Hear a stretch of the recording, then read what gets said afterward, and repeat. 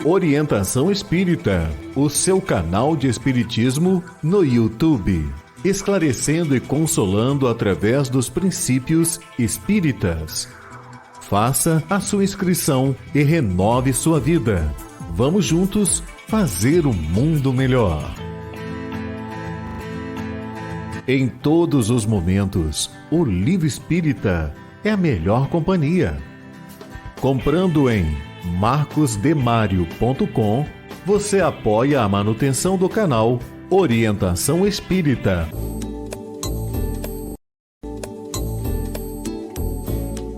No canal Orientação Espírita, você encontra variada programação, pensada e feita para você. Acompanhe os nossos programas no YouTube. Um olhar para o futuro na construção da Era do Espírito.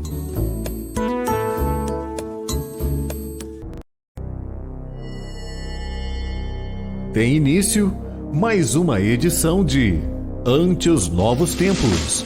Um olhar voltado para a humanidade, através das revelações dos Espíritos, na mensagem consoladora e esclarecedora do Espiritismo. Fique agora na companhia de Marcos Demário.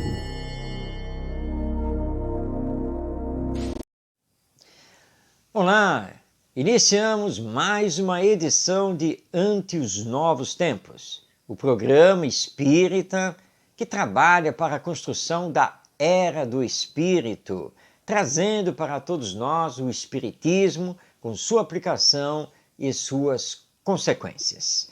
Hoje, no nosso programa, nós teremos a participação de 5 telespectadores que nos enviaram suas perguntas, suas indagações e que vamos responder no Perguntando e Aprendendo. Na sequência vem a entrevista e Orson Peter Carrara, o nosso entrevistador, trazendo desta feita Américo Sucena, querido companheiro lá de São Paulo, capital, que vai conversar com Orson sobre o tema vampirismo, à luz da doutrina espírita, obviamente. Depois nós temos a poesia espírita e hoje nós teremos o comparecimento de 2 poetas, João de Deus e Antônio Félix de Bulhões Jardim, ambos vindo através do nosso querido médium Chico Xavier. O vídeo de reflexão do Para Viver Melhor vai trabalhar o tema O Evangelho como Roteiro de Vida.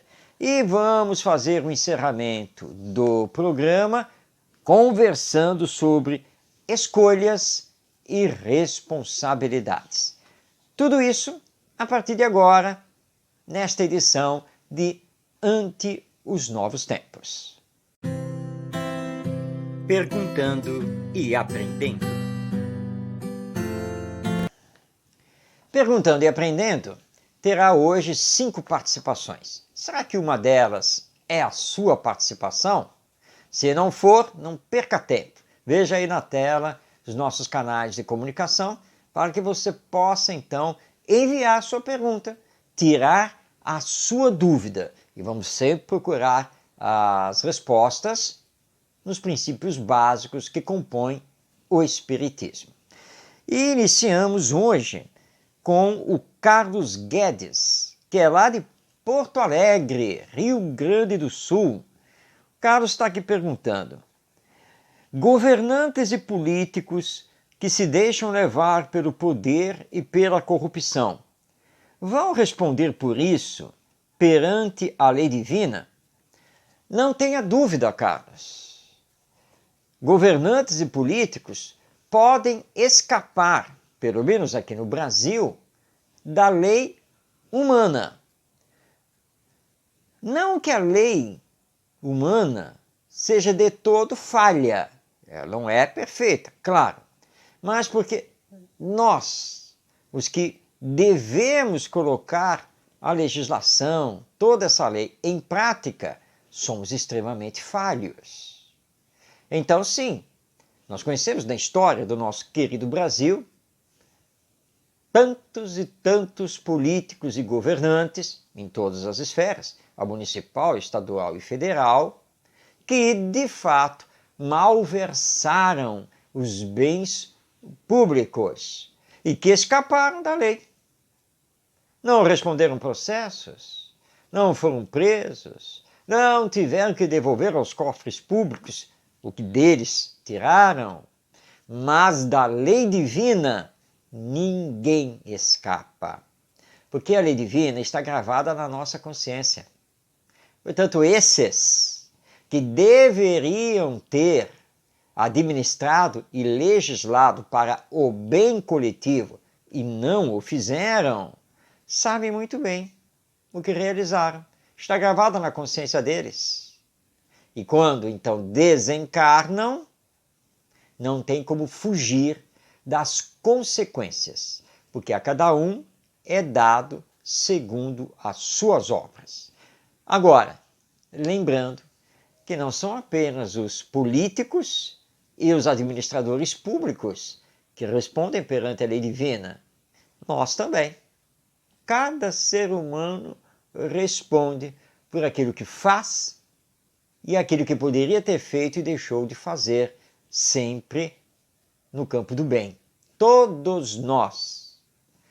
Mais dia, menos dia, mais cedo ou mais tarde, vamos ter que encarar a própria consciência e vamos ter que responder pelos nossos atos perante a lei divina e, com certeza, isso vai acontecer no depois da morte, porque na verdade a morte não existe e vamos continuar vivos e muito vivos no mundo espiritual. Vamos agora à participação da Silvia Faede, que é da cidade de São Paulo. Ela pergunta: por que muitos colaboradores do Centro Espírita têm medo de aceitar um cargo de direção no mesmo? Excelente pergunta, Silvia. Tem muito trabalhador de Centro Espírita, muito colaborador, com amplas capacidades, mas que de fato se recusa terminantemente a aceitar um cargo de direção. Esse medo advém do não querer assumir responsabilidades maiores e estar sempre com aquele discurso: eu não me sinto preparado, quem sou eu? O fulano, a fulana tem mais preparo, tem mais conhecimento da doutrina do que eu. E assim vão esses discursos e a tarefa não é assumida. Mas nós estamos aqui na Terra abraçando hoje o Espiritismo para assumir as nossas responsabilidades, os compromissos. É isso que Deus espera de nós. Então não devemos fugir. Experiência ganha-se trabalhando. Aprendizado ganha-se estudando, fazendo. Muito cuidado com essa história que estamos muito bem com o seu fulano ou com a dona fulana à frente do Centro Espírita. Aí quando chega a eleição da diretoria, nunca tem ninguém. E aí aquela pessoa acaba se perpetuando, não porque ela queira, nem porque ela seja dona do Centro Espírita. Aliás, isso não existe. O Centro Espírita é uma entidade jurídica, civil, com estatuto, né, e com diretoria. Mas acontece justamente porque os colaboradores não querem assumir as tarefas. Precisamos trabalhar isso e precisamos assumir e fazendo aquilo que podemos dentro das nossas capacidades, nossas habilidades e o nosso entendimento sobre o Espiritismo. Não fujamos, portanto, das responsabilidades. Precisamos crescer. E para crescer, nós temos que assumir os riscos. Temos que assumir os compromissos. E eles nos enriquecem muito, porque vão nos dar experiências muito importantes para o nosso progresso intelectual, moral e espiritual. Portanto, quando houver a oportunidade, não fujamos de ficar à frente de tarefas no centro espírita. Vamos agora à dúvida enviada pela Cláudia Neiva, que é da cidade do Rio de Janeiro. O que devo fazer para poder visitar um familiar muito querido desencarnado, do qual tenho muita saudade? Bem, Cláudia, essa visita pode acontecer, mas é preciso entender que ela não vai acontecer apenas e tão somente por causa da nossa vontade de fazer o reencontro com esse familiar querido que hoje está no mundo espiritual. Existem determinadas circunstâncias que podem impedir esse encontro. Primeiro, não sabemos como nosso ente querido está depois da morte. Não sabemos se ele ainda está em estado de perturbação, se ele está numa zona espiritual inferior, sofrendo as consequências do que fez aqui na Terra. Não sabemos, caso ele esteja bem, se ele tem autorização de esferas espirituais superiores para realizar esse encontro conosco, para dar uma comunicação para nós. Então, todas essas questões têm que ser levadas em conta. Na sequência, nós temos então a nossa parte. O que eu devo fazer para poder ter esse encontro durante o sono, por exemplo, ou poder receber a sua comunicação na reunião mediúnica?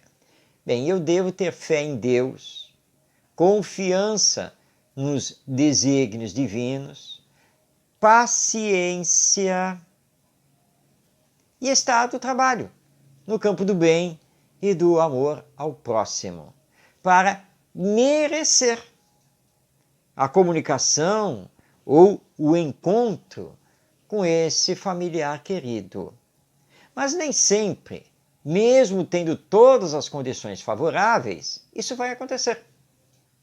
Porque nem sempre, nem ele, que já está desencarnado, e nem nós que estamos encarnados, precisamos desse encontro. Ou esse encontro, de fato, será útil para um e para outro. Mais importante é orarmos por esse nosso familiar querido, por esse nosso grande amigo ou amiga. É isso que nós temos que fazer. E deixar o resto com Deus. Se ele puder se comunicar, vai acontecer de forma espontânea. Se pudermos nos encontrar durante o sono, também vai acontecer de forma espontânea e natural. E aí é que está a beleza da realidade da vida que continua além da morte. Bom, vamos agora passar a uma pergunta que vem lá de Vitória, Espírito Santo. Ela foi formulada pelo Sérgio Andrade e é a seguinte: como sublimar a sexualidade sem represar essa energia, o que poderia acabar nos fazendo mal? Sérgio, sexualidade de fato é energia, e energia divina, que no dizer do espírito André Luiz, devemos canalizar para promover o bem e o belo. É isso que temos que fazer com as forças sexuais da alma, que aliás é título de um livro do nosso querido professor e pesquisador Jorge Andréa, uma obra de excelência para ser lida. Sexo não se resume a ato sexual. Há uma grande confusão que fazemos aqui na Terra em relação a isso. Sexo é energia. E essa energia pode e deve ser sublimada com o respeito a si mesmo e aos outros. Nós não vivemos apenas e tão somente através do instinto. Nós não estamos aqui na Terra para viver apenas e tão somente através da satisfação dos desejos e das sensações. É nossa obrigação, é nosso dever disciplinar a sexualidade e conduzir essa energia para a construção do bem. E, portanto, podemos, por exemplo, nos dedicar à caridade, através do serviço de assistência e promoção social que normalmente o Centro Espírita realiza. Podemos nos dedicar às artes de uma forma geral. E aí então, nós estaremos sublimando a sexualidade sem gerar para nós nenhum tipo de trauma ou de desequilíbrio. A energia sexual, ela não se desafoga simplesmente com o ato sexual, com este e com aquele. Não, o ato sexual faz parte da nossa sexualidade, mas não é tudo. Mesmo porque o sexo tem que ser regido pelo amor, esse que é o maior dos sentimentos. Então, sem nos violentarmos, podemos perfeitamente canalizar a energia sexual para a realização de grandes coisas no bem coletivo, doando-nos em amor ao próximo, na melhoria da humanidade.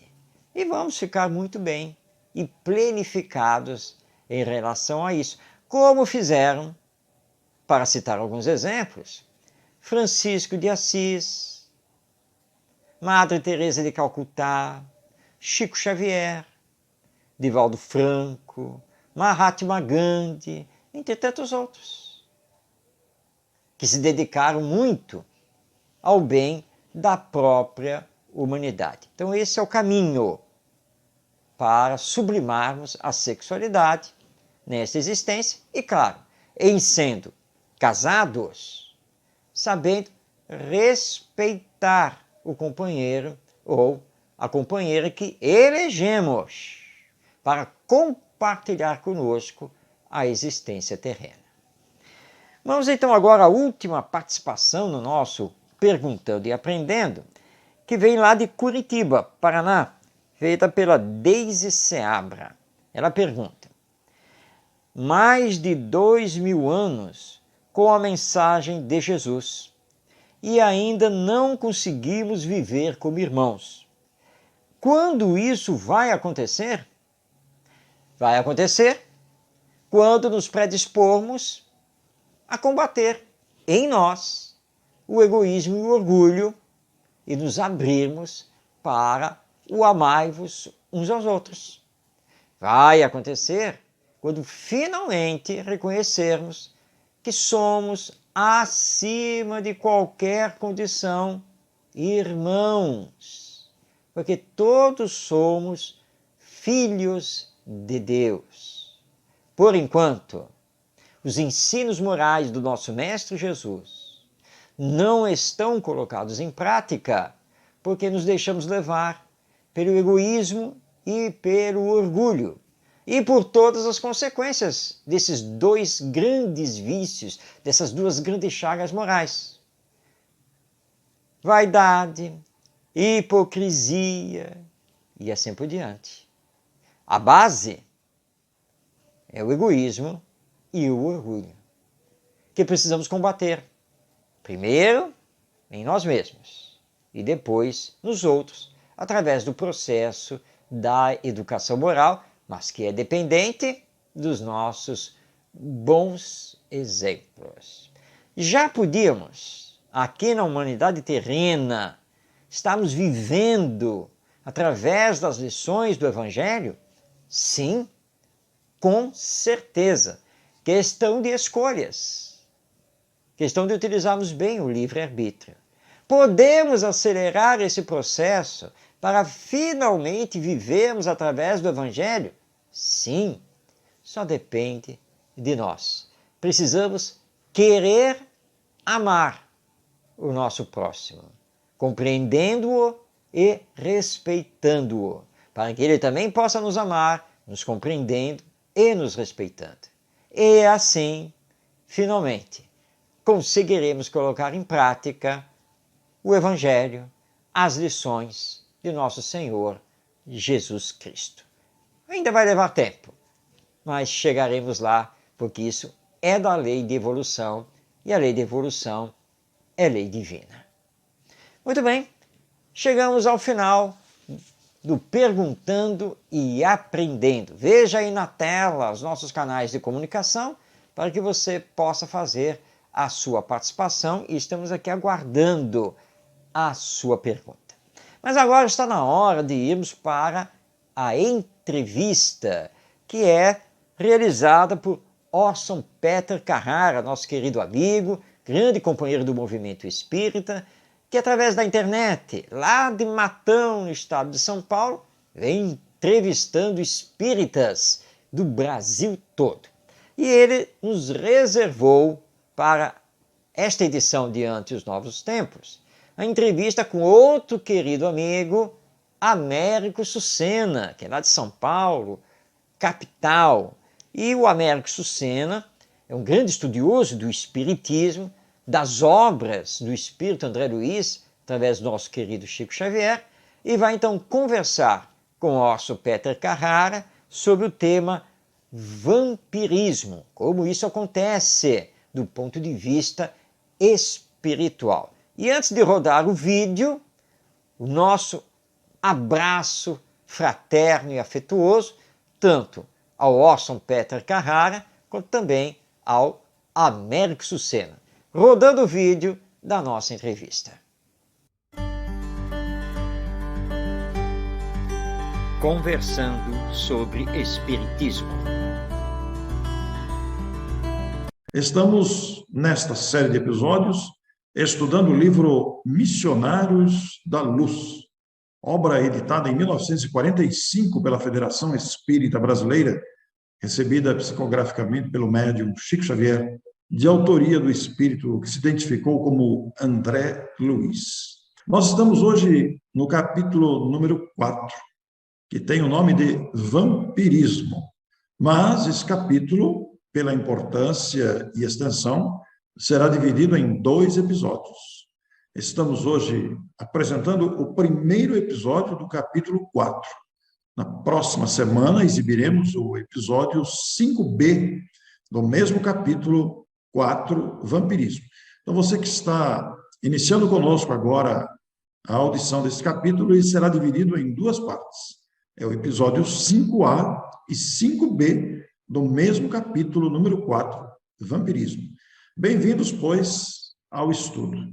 Américo, a palavra vampirismo que André usou como título do capítulo não deve causar estranheza face à definição que o capítulo traz sobre esta palavra.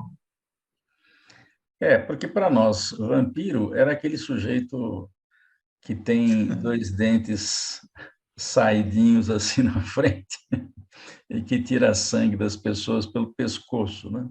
Ou então, aquele morceguinho que dorme de cabeça para baixo e que faz a mesma coisa, vive de tirar sangue de animais e pode até fazer com gente. Mas a visão espírita é outra do vampirismo. E é bom a gente saber disso, porque nós não podemos fugir de uma realidade, isso existe. Então, como entender e o que fazer com relação ao vampirismo na visão espírita? É o que nós vamos ver. É a nossa conversa de hoje, amigos queridos que se aproximam, que estão conosco, e nós vamos recordar, aliás, que no capítulo anterior falávamos sobre o desenvolvimento mediúnico. E esta expressão desenvolvimento mediúnico, que nos ensejou amplos comentários no episódio anterior, segundo André já começa o seu capítulo dizendo, ele, do ponto de vista dos encarnados, o aproveitamento fora bastante escasso em realizações para os encarnados. Todavia, não era o que se verificava no ambiente espiritual, onde se podia ver enorme satisfação em todas as fisionomias, a começar pelo Alexandre, que ali estava acompanhando, ele que dirigia aquela reunião, com as instruções e o aproveitamento de aprendizado. Os trabalhos haviam tomado mais de 2 horas, e André observa o esforço intenso despendido pelos servidores desencarnados. E era um auxílio prestado não apenas aos encarnados, mas também àquelas longas filas de sofredores do plano espiritual. E o nosso Alexandre, Américo, movimentara-se de 1000 modos. Ele era bastante dinâmico, muito ativo em suas atuações, sempre atento a isso e ou aquela outra ocorrência que ali estava, sendo bastante observado por André Luiz. E ele mesmo se aproxima de André Luiz em determinado momento, agradecendo a Jesus a noite feliz que eles tiveram, porque venceram uma série de dificuldades, auxiliando, sobretudo, desencarnados, mas também alguns encarnados. E se refere ao fato de que tiveram muito trabalho contra o vampirismo. E essa era uma tese que preocupava André Luiz. Ele já tinha visto bacilos de natureza psíquica, em capítulo anterior, e que eram completamente desconhecidos da microbiologia mais avançada. É verdade que ele já saiu da escola faz tempo, está desencarnado, talvez até esteja desencarnado novamente. Mas o fato é que, até o momento em que ele estava médico na Terra, ele não tinha informação a respeito de bacilos psíquicos. Essa é uma realidade espírita. E o Kardec não falou nisso porque não havia tempo para estruturar uma infinidade de circunstâncias. Ele se limitou a construir a base do edifício espiritismo, ou do edifício espírita. E agora vem a contribuição de André Luiz, levantando algumas paredes importantes, das quais nós nem desconfiávamos. Ou seja, existe bacilo, larvas de teor espiritual. Pois é, médico, isso faz lembrar o conhecimento atual da ciência humana, que se refere aos bacilos e às larvas do ponto de vista material, que atacam as células. Mas André reconhece que esses bacilos psíquicos igualmente atacam os elementos vitais do corpo físico, atuando com maior potencial destrutivo sobre as células mais delicadas do corpo físico. Quer dizer, eles são capazes, embora sejam considerados psíquicos, são capazes de prejudicar a saúde do corpo. E André estava cheio de dúvida. Como é que teriam esse poder, indefinível poder, e todos nós estamos sujeitos a essa influenciação? Ele não teve dúvida, procurou Alexandre naquele diálogo, naquela sequência do diálogo, e expôs as suas dúvidas e até temores. Natural, estava espantado com o que estava tendo oportunidade de observar. E o Alexandre não estranhou a pergunta, ele estava ali como aprendiz, estava observando, procurava explicações, é muito natural que tentasse dirimir as próprias dúvidas. E o próprio Alexandre vai dizer que, apesar dele ter sido médico na Terra, ele estava agora com a visão ampliada. E você demonstra boa preparação diante da medicina espiritual que lhe aguarda os estudos. E aqui, Américo, nós temos aquilo que você já falou no começo, aí, o conceito de vampirismo visto do mundo espiritual, ou sob o ponto de vista espírita. Ele não está se referindo a morcegos sugadores, e sim o vampiro entre os homens é o fantasma dos mortos, ou seja, os desencarnados que procuram se alimentar dos encarnados, das energias dos encarnados. Então, essa é uma visão totalmente diferente que a ciência da Terra ainda não tem. Nós é que estamos sabendo disso, a partir dessa obra, ou seja, desde 1945, quando ela foi publicada. E é bom que a gente alerte a nós próprios e aqueles que vamos ouvir a respeito do fenômeno, porque ele existe, não dá para esconder, e é bom que as pessoas saibam. A ideia não é amedrontar ninguém, mas alertar para que a gente se previna com relação a isso, né? Inclusive, Américo, o Alexandre traz uma definição aqui de uma expressão muito própria, porque o objetivo não é amedrontar ninguém realmente, e aliás nós não devemos temer, mas saber se defender. Ele classifica o vampiro ou espíritos que se alimentam das energias humanas dos encarnados, ele classifica esse espírito como uma entidade ociosa. Ora, a expressão entidade ociosa refere-se a espíritos desocupados, espíritos desinteressados do progresso e também distantes da lei da fraternidade. E que, por isso, estando desocupados, desinteressados da fraternidade, eles não estão nem um pouco preocupados se vão prejudicar os encarnados, se vão trazer problemas, prejuízos, mas eles procuram aqueles que estão desatentos, aqueles que estão invigilantes, aqueles que são mais frágeis moralmente, e se aproveitam disso, até pela índole, muitas vezes, perversa, ou, se não forem perversas, bastante inconscientes, e que provocam aí prejuízos à saúde física. Ele começa alertando o André que aqui mesmo na Terra, no círculo das enfermidades terrestres, cada micróbio, cada espécie de micróbio tem o seu ambiente preferido. E dá exemplos. O pneumococo, que é um bacilo que ataca os pulmões, portanto, aquele ambiente desse bacilo que a gente chama de coque. O bacilo de Ebert, por exemplo, se localiza nos intestinos. Ele é típico de atacar o intestino e acaba produzindo a chamada febre tifoide. Já o bacilo de Klebsiella, ele ataca as mucosas e é um dos indicadores da existência da difteria. Então, cada bacilo tem o seu ambiente adequado. E ele vai dizer também que o bacilo de Hansen, que todos nós conhecemos como responsável pela hanseníase ou pela lepra, e o bacilo de Koch, que gera a tuberculose, eles também são dessa linha. Cada um tem a sua habitabilidade mais ou menos definida.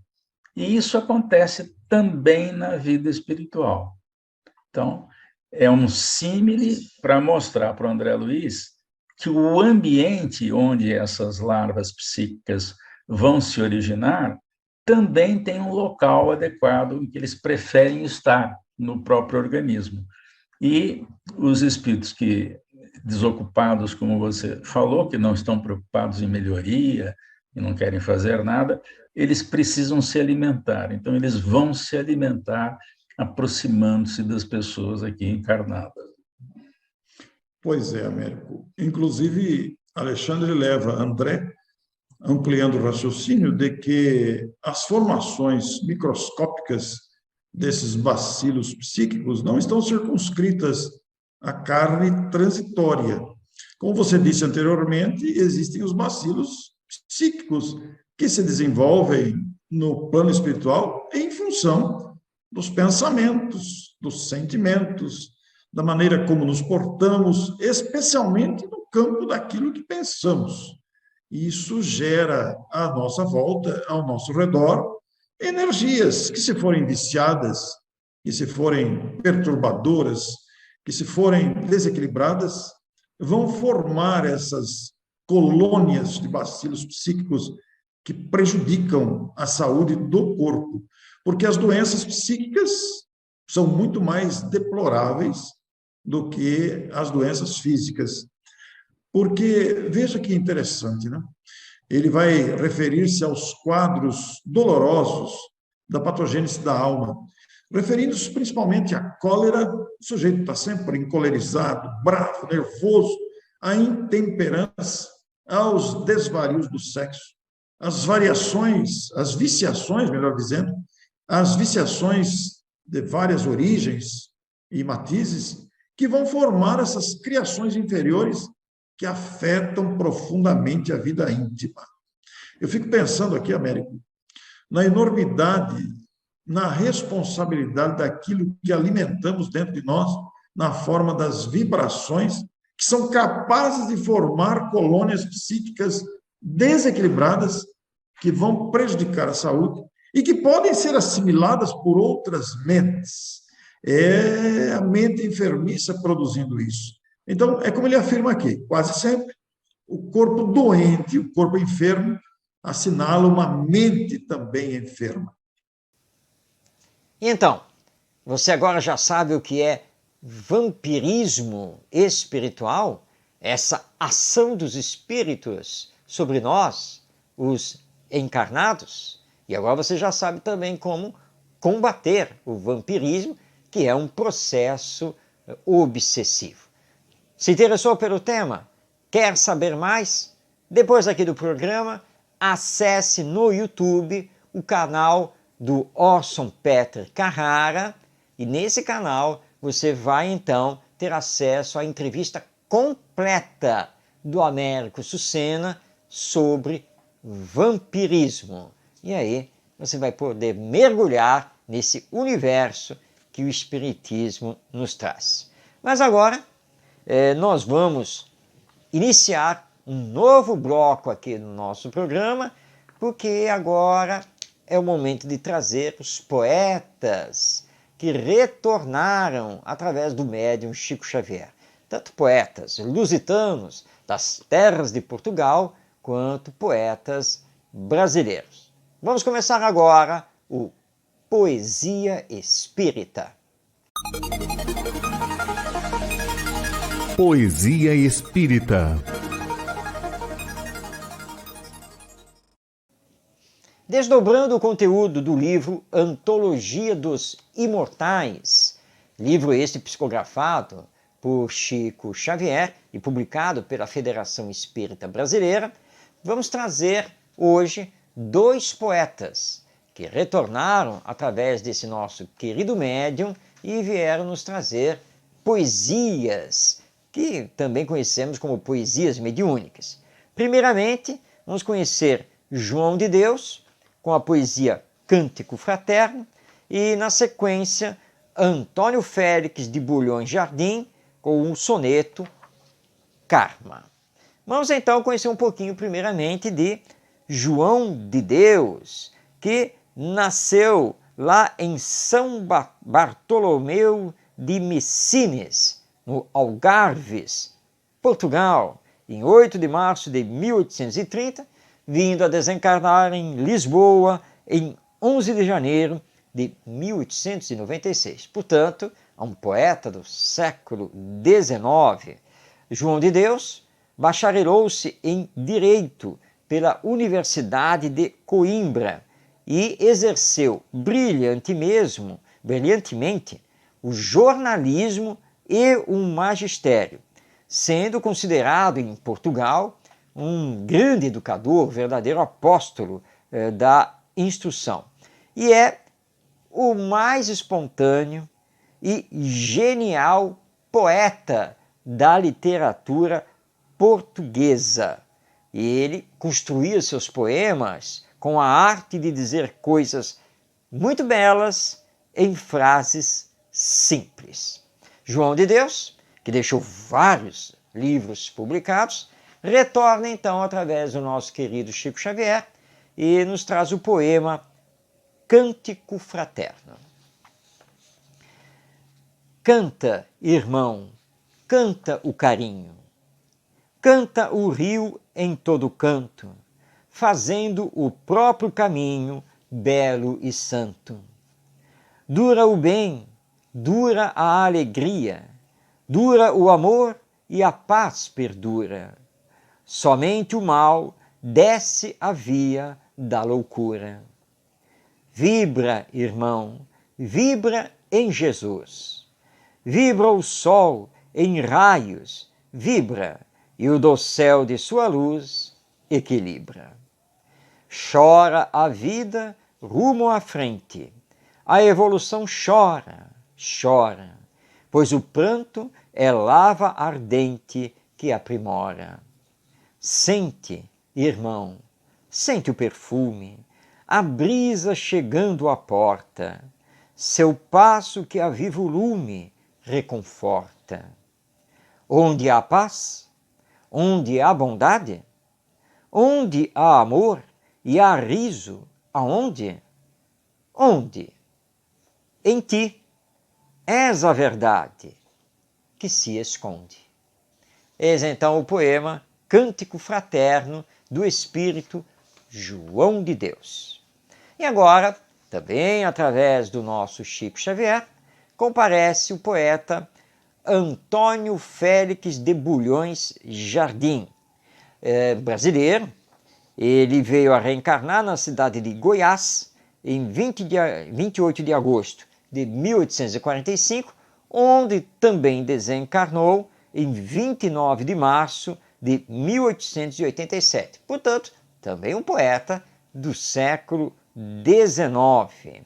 Aos 20 anos de idade, o nosso Antônio Félix de Bulhões Jardim, ele concluiu o curso de Direito na Faculdade do Estado de São Paulo. Passou a assinar, a partir daí, simplesmente Félix de Bulhões. E ele vai ter diversos cargos na magistratura goiana. E também vai se tornar poeta, jornalista e político. Fundou várias publicações e escreveu muitas poesias. Vamos então conhecer o soneto Karma, escrito por Félix de Bulhões, através do nosso Chico Xavier. E estou preso à memória, horrendo pelourinho, é o passado a bramir, emoções e lugares, ódio, aflição, amor, insano turvelinho, casam-se riso e pranto em sonhos e avatares. O tempo, velho tempo, o lúgubre adivinho, revolve-me no ser as ânsias e os pesares. Acusa-me feroz e fere-me, escarninho, atando-me aos grilhões de angústias invulgares.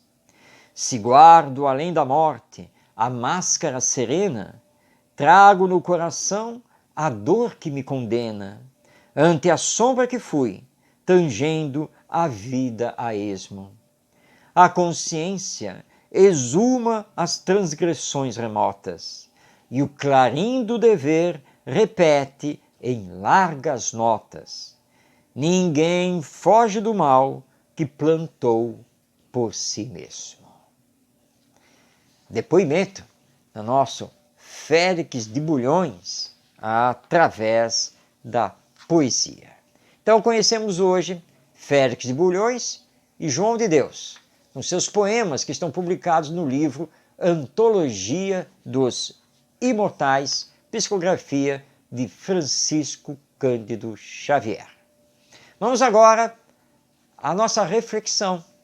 90 segundos para você acompanhar o Para Viver Melhor, que hoje faz reflexões sobre o Evangelho como roteiro de vida. Rodando o vídeo.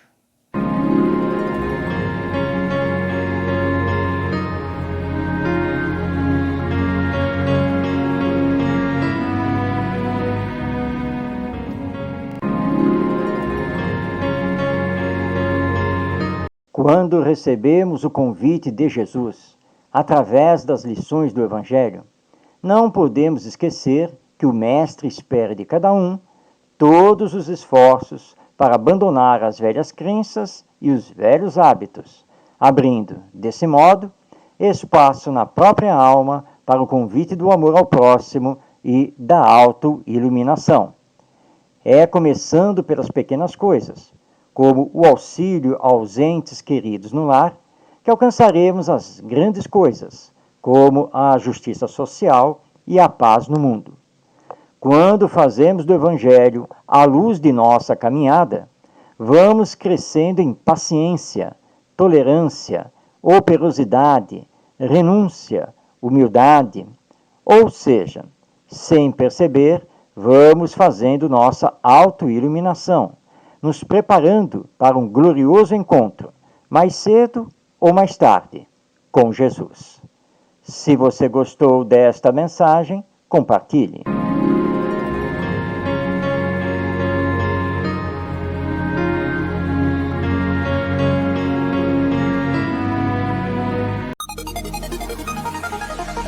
Entendendo com o Espiritismo.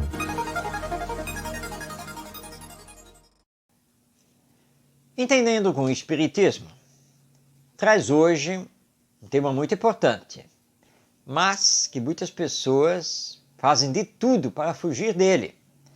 Vamos conversar sobre escolhas e responsabilidades. Como gostaríamos de fazer escolhas, mas não assumir nenhuma responsabilidade pelas escolhas feitas, não é mesmo? Aliás, muitas pessoas agem exatamente dessa maneira. Usam o livre-arbítrio, a liberdade que todos nós temos de fazer escolhas, mas depois não assumem as responsabilidades pelas consequências geradas por essas escolhas. Mas é da lei divina que as consequências das nossas escolhas competem exclusivamente a nós mesmos. Porque é da lei divina que sempre teremos que colher o resultado da nossa semeadura. Por isso Jesus, nosso Mestre, veio nos dizer que a cada um é dado segundo as suas obras. Nós precisamos trabalhar muito esta questão das escolhas e responsabilidades através do processo de educação com as novas gerações. Crianças e jovens precisam aprender a se responsabilizar pelas consequências dos seus atos. E os seus atos, eles provêm de escolhas que eles mesmos estão realizando perante a vida. Não podem, como nós também não podemos, querer transferir essas responsabilidades e jogar sobre ombros alheios para nos eximir, nos retirar da escolha que na verdade foi nossa. Escolhas e responsabilidades. Daí porque precisamos trabalhar bem o livre-arbítrio, lembrando aquele dizer de Paulo de Tarso, que é tão conhecido, quando ele nos diz que, em princípio, tudo nos é lícito, ou seja, que podemos fazer as escolhas que quisermos perante a vida. Entretanto, nem tudo nos convém. Por quê? Porque vai fazer mal para nós, como vai fazer mal para os outros.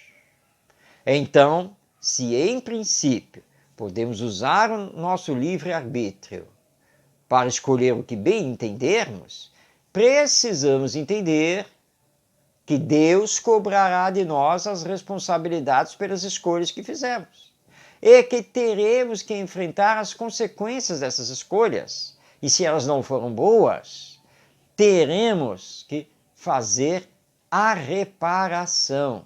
E é isso justamente que gera as expiações. É isso que vai gerar o sofrimento, já nessa encarnação, depois da morte e tantas vezes em futuras encarnações. Vamos parar para pensar bem sobre isso? Essa questão de usar a liberdade, porque muitas pessoas proclamam que somos seres livres, que a liberdade não pode ser cerceada. À luz da doutrina espírita, esse também é o nosso entendimento.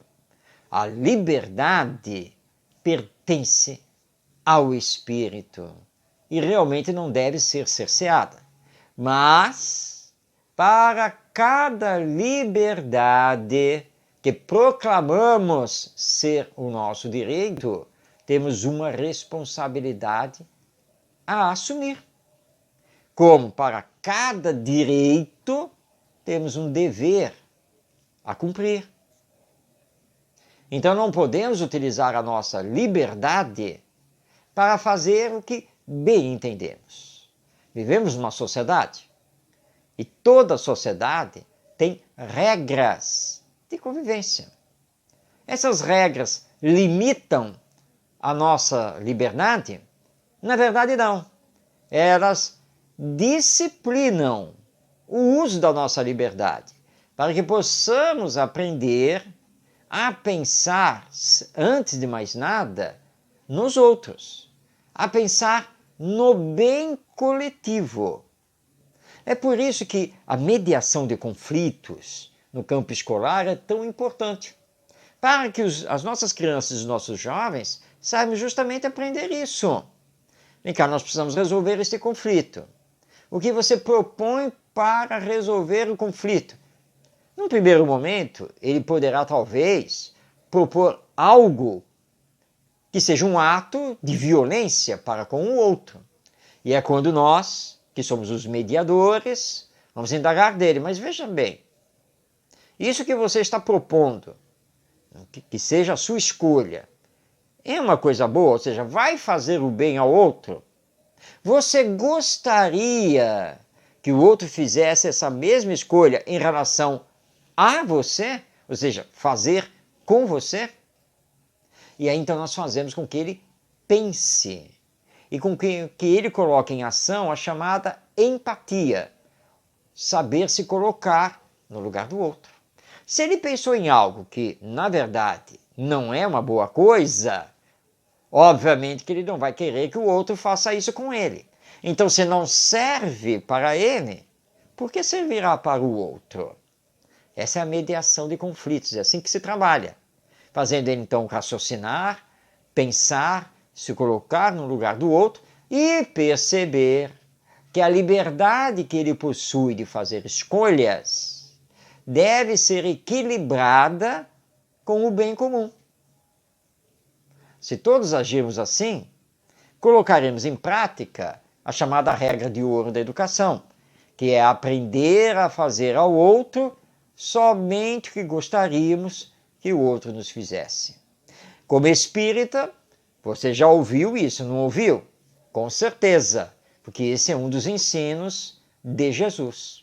E Jesus é o nosso guia e modelo, porque o Espiritismo é uma doutrina cristã com base no Evangelho, nos ensinos morais de Jesus. E se tudo isso acontece aqui e agora, nesta existência, lembremos também que a morte não existe. Como ela não existe, porque a vida continua, as nossas escolhas repercutirão nessa vida que continua, no pós-morte. Porque se não assumirmos as responsabilidades aqui, teremos que assumir essas responsabilidades depois da morte. Porque as consequências do que escolhemos e fizemos vão nos acompanhar. Por isso que muitos, depois da morte, sofrem. E sofrem a dor moral das más escolhas, do ter fugido às responsabilidades, de não ter cumprido as promessas quando do planejamento reencarnatório. Não percamos aqui na Terra a oportunidade de fazer o bem, a oportunidade de realizar o nosso crescimento moral e espiritual.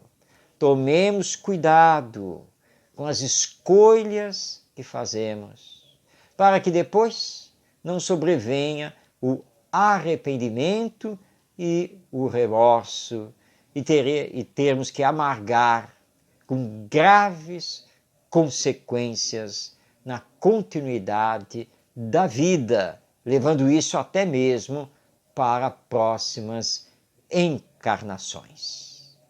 Então, Temos livre-arbítrio, mas temos que ponderar o que estamos fazendo com o livre-arbítrio.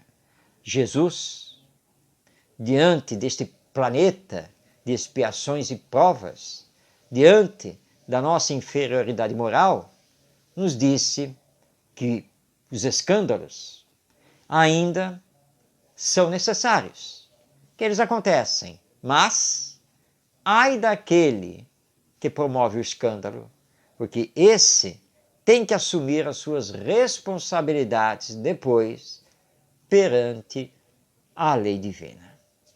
Bem, chegamos ao final, diante os novos tempos. Espero por você na próxima quarta-feira, 19h, através do canal Orientação Espírita no YouTube. Até lá, que você esteja aí mergulhado em vibrações de paz e de amor na construção do bem aqui na humanidade terrena. Um grande abraço e até o nosso próximo encontro.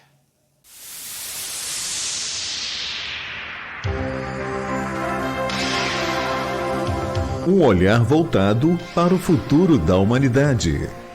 As revelações dos Espíritos. A mensagem consoladora e esclarecedora do Espiritismo. Este é o programa Ante os Novos Tempos. Produção e apresentação, Marcos de Mário. Orientação Espírita, o seu canal de espiritismo no YouTube, esclarecendo e consolando através dos princípios espíritas. Faça a sua inscrição e renove sua vida. Vamos juntos fazer o mundo melhor.